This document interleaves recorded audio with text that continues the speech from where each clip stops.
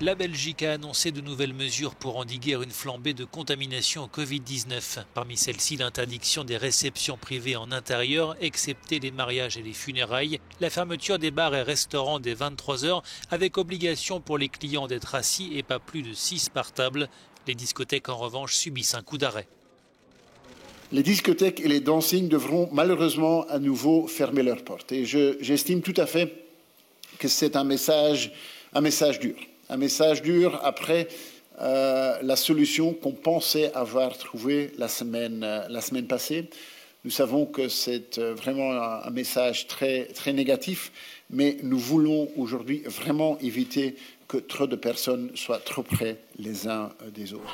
Mesure renforcée également aux Pays-Bas, où sont recensées comme en Belgique plus de 20 000 nouvelles contaminations quotidiennes, ce qui engendre de fortes pressions sur les hôpitaux. Les bars, restaurants et autres commerces non essentiels devront fermer leurs portes dès 17 h à compter de dimanche, des mesures vivement dénoncées par une partie de la population. En Espagne, la situation épidémique est moins dégradée, mais les autorités serrent tout de même la vis pour ne pas se laisser déborder par une vague de contamination. L'usage du pass sanitaire, jusqu'ici limité, se généralise et devient obligatoire dans de nombreuses régions pour entrer dans les bars, restaurants, salles de sport ou les maisons de retraite.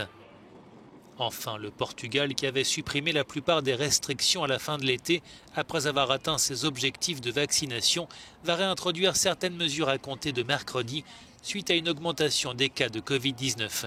À Lisbonne, certains anticipent notamment un retour au télétravail et redoutent les conséquences pour l'économie locale.